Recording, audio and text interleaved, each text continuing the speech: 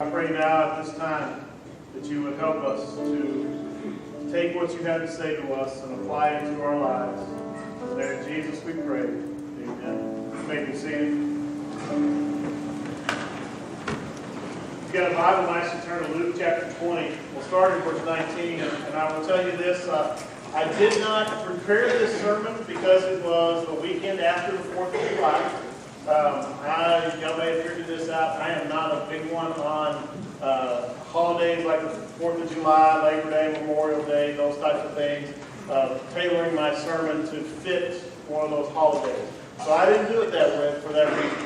I'm preaching from this passage because I was finished up with other stuff and going back to Luke, where we've just kind of been walking our way through the Gospel of Luke. And this just happens to be the next verses in the Gospel of Luke. And so I just want to tell you that we're not doing this because it was the 4th of July.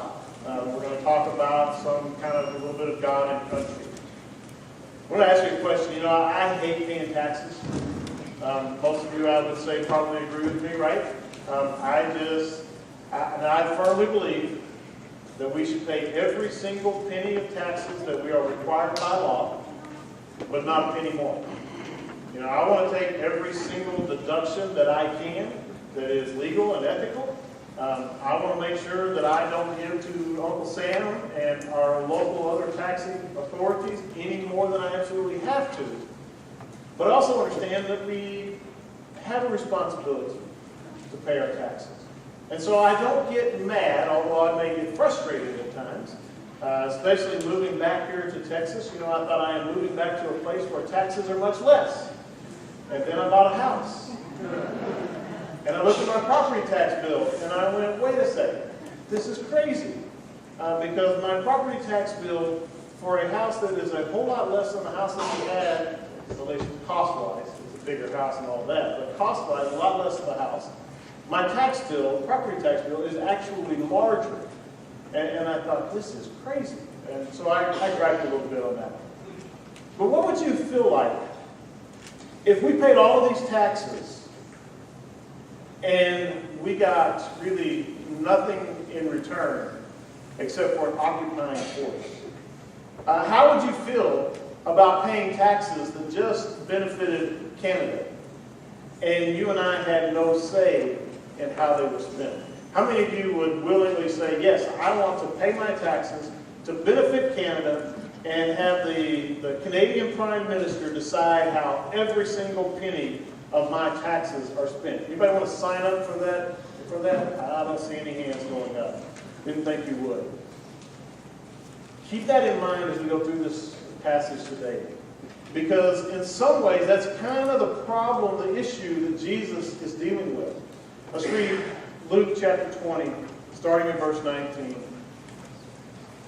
The teachers of the law and the chief priests looked for a way to arrest him immediately, because they knew he had spoken this parable against them, but they were afraid of the people. Now, what parable was that? That's the one we talked about last week, the parable of the tenants that had been placed on a farm, they on a vineyard, they raised the crops, and then when it was time to pay the rent, they mistreated the first couple of guys, and then when the owner sent his son, they killed his son. Well, the religious leaders knew that when Jesus had told that story, he knew that he was targeting them, that was meant directly at them.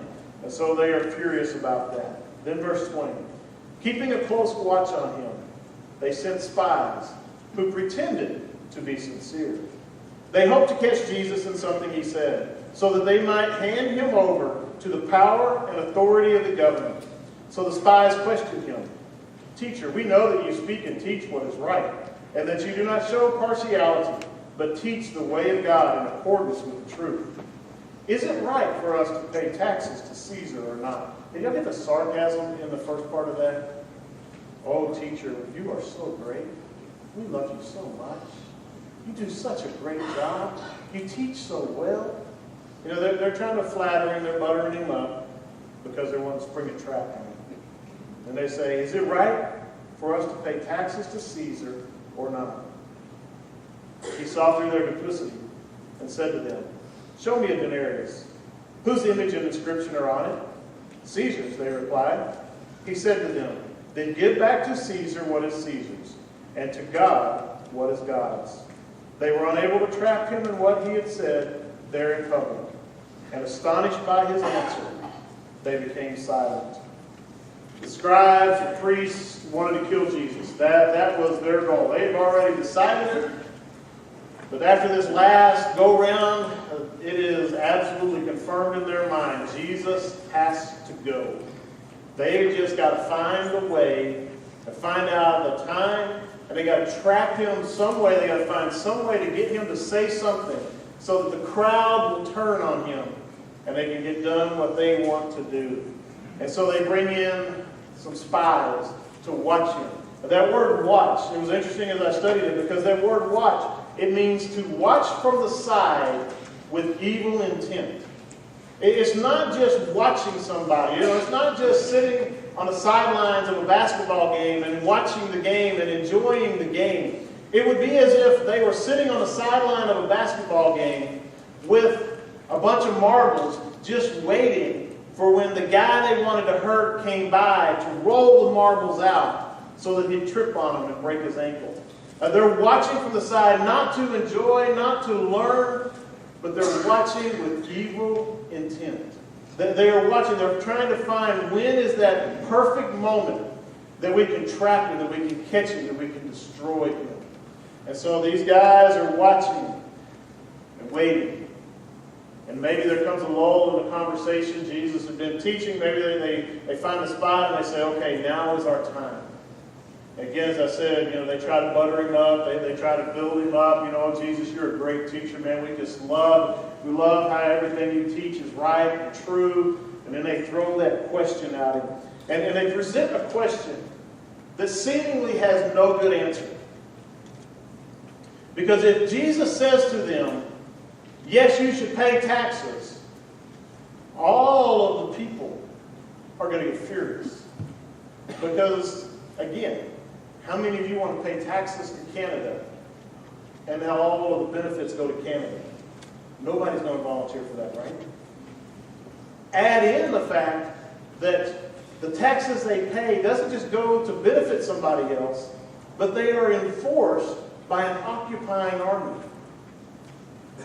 They'd be furious about that. They hated the Romans. And so if Jesus had said, yes, you should pay your taxes, absolutely, everybody's going to be mad. But on the other hand, if he had said, no, you shouldn't pay your taxes, the crowd's going to love him. But the crowd doesn't have much authority. The crowd doesn't have the weapons. The crowd doesn't have the army. If he says, no, you should not pay taxes, then the religious leaders are just going to go and make sure that the Roman centurion heard it, the Roman governor heard it, and they're going to come and they're going to take care of the matter, and they're going to take care of Jesus, and the religious leaders don't have to do anything. And so it doesn't seem like there is any good answer. And so they have laid this trap for Jesus. But amazingly, he leaves the trap unsprung. He says, give me a coin. But have a Roman denarius. Now, a couple of things we need to understand about the Roman coins. There are actually two different versions of the Roman coins in the land that the Romans called Palestine, we call Judea or Israel or the Holy Land. There were actually two different coins. One coin that was for use specifically in that region did not have a picture of the emperor because of the Jewish people's hatred of idolatry. And so the Romans, to keep things kind of a little better in their region, struck coins that didn't have a picture of the emperor on the outer side. They were just blank. But being the fact that people came to Jerusalem from all over the world, there would be coins in that city that would be the normal Roman coins. And the normal Roman coins would have a picture, an image of the emperor stamped on one side. And so they brought to Jesus a coin. Now, evidently, they brought to him a coin that would have been the normal Roman coin for outside of the Holy Land. It would have been a coin that would have had the picture of the emperor on it. And so he holds the coin, and he looks at it. And then he looks up to the people, and he says to them, Give to Caesar what is Caesar, and to God what is God's. I'm going to help you understand that a little bit. People believed at this time that any coin with the picture of the emperor on it belonged to him. And at any time that the emperor wanted those coins back, all he had to do was issue a decree, and because those coins had his picture on it, they literally belonged to him. They were his. And so if you had a coin with the emperor's image on it, you might have possession of it, but you did not own it.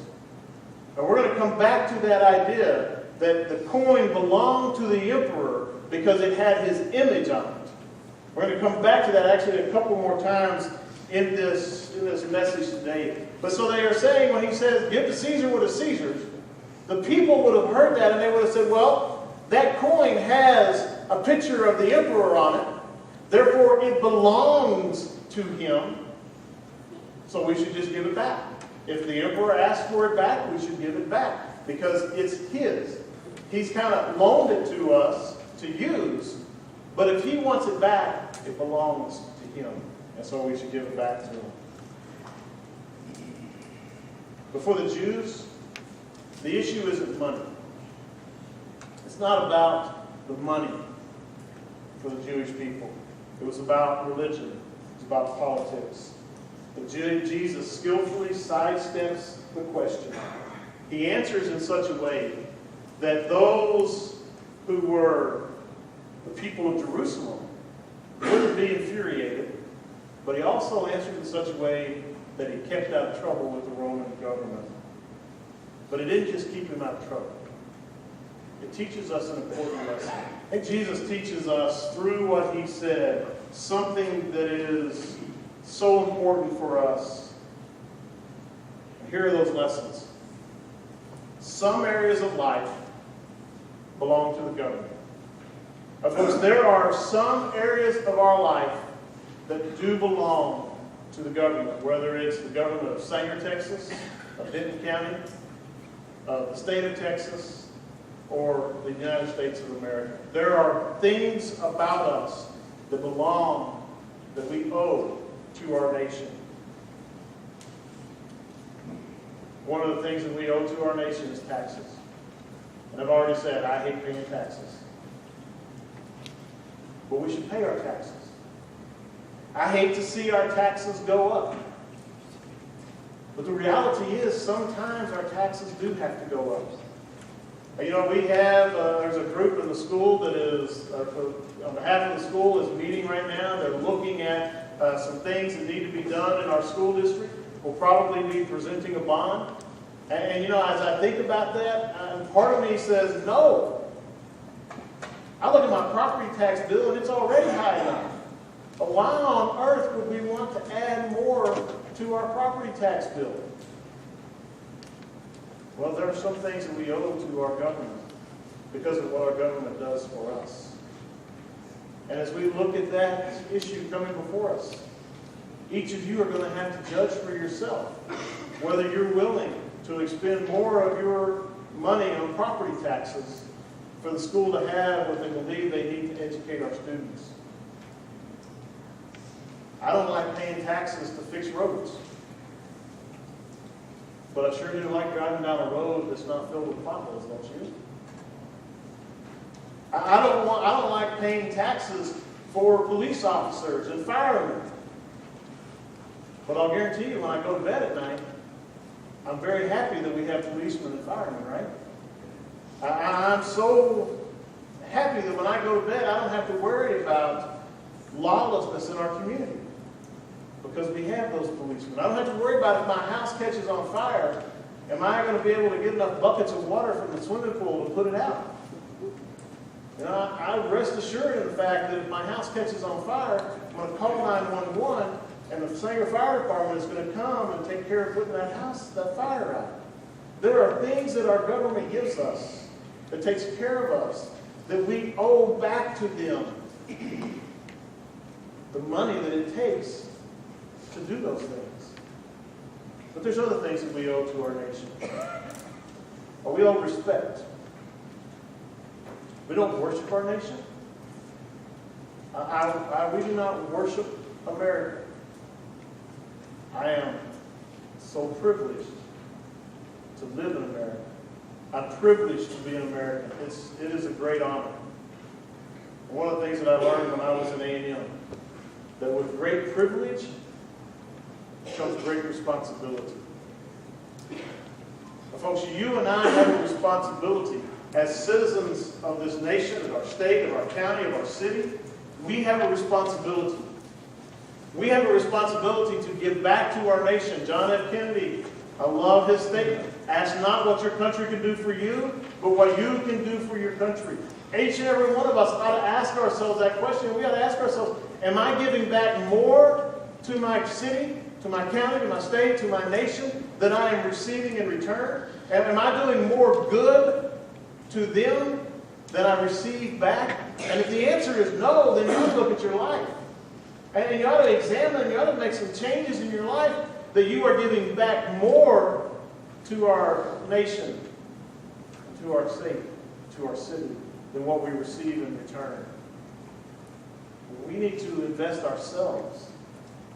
Find places to serve. You know, within our city, there are boards and commissions. There are plenty of opportunities for you to be involved, to serve, to give of your time, to give of your talent, of your energy, to make this community a better place. You should be doing those things. The last thing I'm going to say is you ought to vote. If you are over the age of 18, or you're 18 years of age or older, and you're not registered to vote, I'm just going to say this, shame on you. Shame on you.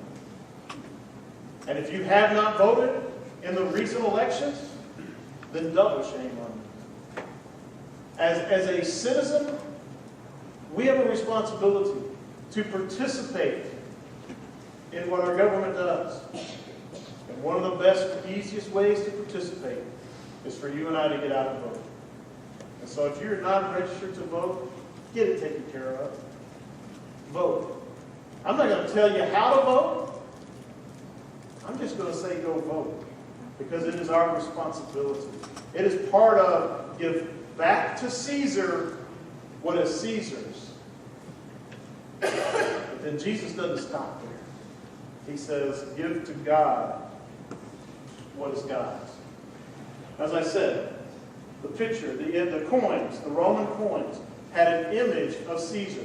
And the thinking at that time was that if it had the image of the emperor on it, it therefore belonged to the emperor. Now, if you go all the way back in the book to the book of Genesis, at the creation of Adam and Eve, what does God say about Adam and Eve when He creates them? It says He created them, what? In the image of God, He created them. You know, I think Jesus, I know that He knew the thinking at that time that because it's got the image of the emperor on the coin, that therefore the coin belongs to the emperor, and the emperor can say at any time, I want my coins back, and you would have to give them back because they are his. I think Jesus knew that. And so I think He was saying a whole lot more than pay your taxes when He says give to Caesar what is Caesar's. Because He is pointing, He's kind of setting them up. And He says, give to God what is God's. Well, folks, if you and I are created in the image of God, and the coins that had the image of the emperor belong to the emperor, no matter what, no matter if you worked to earn them, that coin belongs to the emperor. And if you and I carry the image of God, I think what it says to each of us is that we belong to God. Whether we think that we have earned our life or not, everything that we are belongs to God, because we are created in the image of God. And you might want to fight against that. And you might say, no, I've earned what I have. I would say to you, no, you didn't.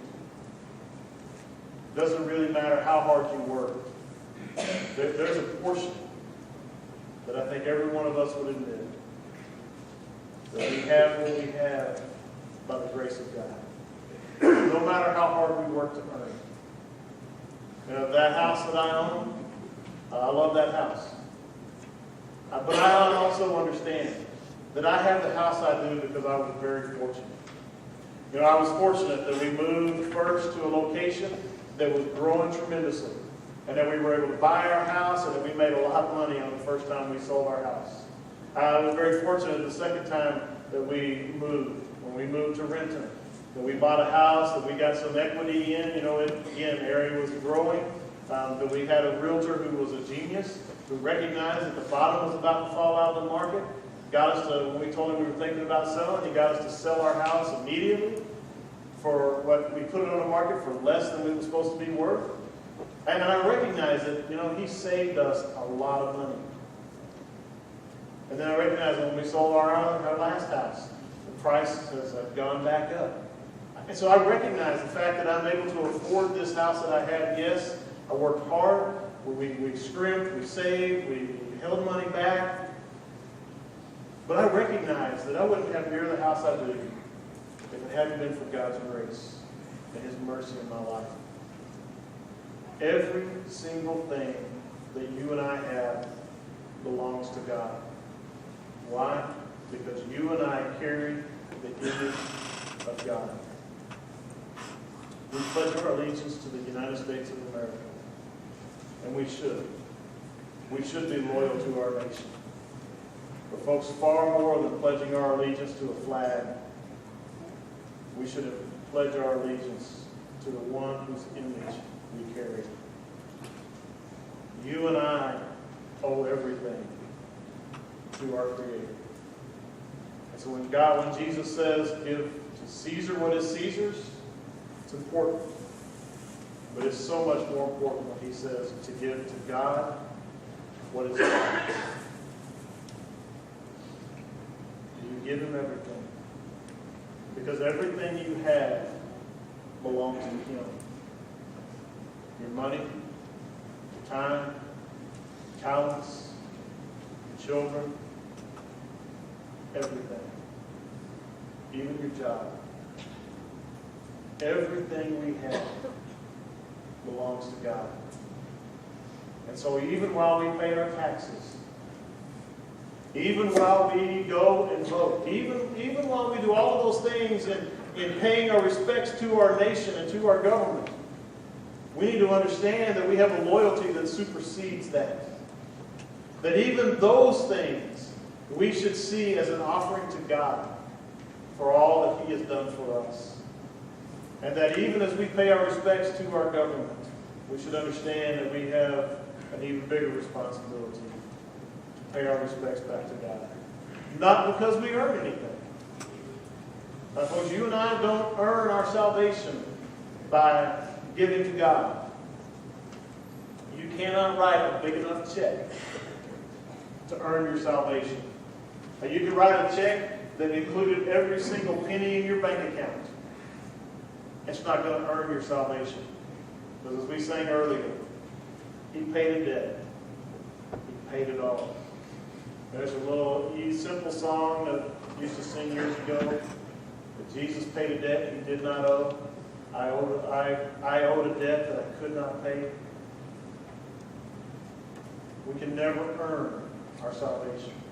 But you and I can live our lives in such a way that everything we do says to God, I recognize how much you gave for me. And I want to live my life, I want to use my life in such a way, not to earn your love, because I can never do that. But I want to live my life in such a way to say, thank you, God, for what you've done. Thank you, God, for what you have given to me. Do you live your life that way? Do you live your life understanding that life itself belongs to Him? And that whenever He wants, He can call it back in. Because you and I, as Genesis 1 tells us, carries the image of God. Let's pray together. Our Father in heaven, Lord, I pray that you would help each of us to examine our lives and to understand that everything we have belongs to you. But Father, I pray that we would recognize that great truth. That we've always had a debt that we could never pay. But that you paid that debt for us. And in my life now should be lived as an offering of sacrifice, an offering of praise, of saying thank you for what you've given to me. I pray this in the name of Jesus. Amen. We're going to